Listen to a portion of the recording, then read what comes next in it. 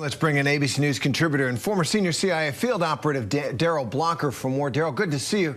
I want to ask you about Chernobyl. First, the Ukrainians are saying that the reason Russian forces attacked Chernobyl and took it over, you can't get any power out of it, of course. You haven't been able to do that since 1986. But Russia, Ukrainians argue, want to use that whole contaminated region as a base of operations because they know the Ukrainians won't fire on it. What do you make of that? Is that fair, or are we looking at a different kind of war game, a human shield, essentially, using all of Europe, as it were, to try to stop Ukraine from shelling and from getting at them? Well, Terry, first of all, even contemplating the use of a nuclear facility as a human shield is just inconceivable. I believe it would be the first time in human history that it had been considered or even thought about or discussed. It's a terrible idea. Fukushima has proven that it doesn't need to be a weapons generating facility. It can be power generating, like the 15 facilities in the Ukraine.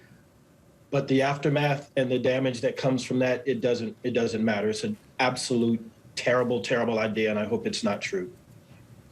Absolutely. Well, this is, right, as far as I know, the first time in a conflict like this that has been fought close to active nuclear power plants. I mean, there were some in the Balkans and elsewhere, but they've actually been targeted by Russia. Russia wants to seize these plants. So what have we learned so far about how important the plants are strategically and what it means that they're battlefields?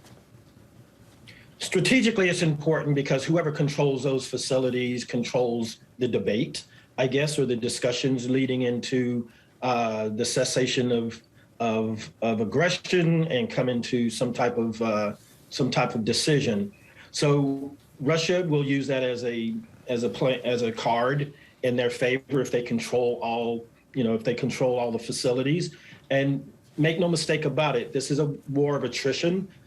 Ukrainians are outnumbered on so many fronts. They will be overrun by the Russians, and hopefully not too much fighting will be happening around those facilities. And Daryl, something else. Over the past few days, I've noticed, I'm sure people have noticed, that Russia, this drumbeat of accusations that the United States and Ukraine are building biological and chemical weapons facilities inside Ukraine. It seemed weird to me.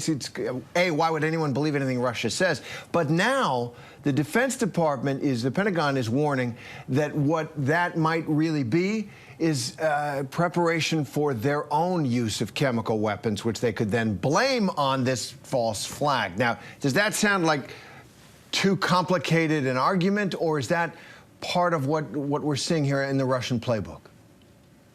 I believe it tracks with Russian use of chemical and biological weapons in the past in Syria and in other locations against their own people. So it is true to form. In terms of whether there are facilities that the United States and Ukraine have inside of in country, I don't think there's any truth to that. I was watching the Sisi open hearings, trying to get a figure on whether it was semantics or whether it was real. But I don't think that the Russians are going to be able to use any type of chemical or biological weapons as they did in Syria. They will the way they want to do in the Ukraine because the eyes of the world are upon them. Whereas in Syria, it was a long, protracted civil war, and people, quite frankly, lost interest over time. They did. I was actually with the Russian army in Syria at a time when people really weren't paying attention, and we didn't realize that those were the signals of what was to come in so many ways. Daryl Blocker. Exactly. Thanks very much, Daryl. Hi, everyone. George Stephanopoulos here. Thanks for checking out the ABC News YouTube channel. If you'd like to get more videos, show highlights, and watch live event coverage, click on the right over here to subscribe to our channel. And don't forget to download the ABC News app for breaking news alerts. Thanks for watching.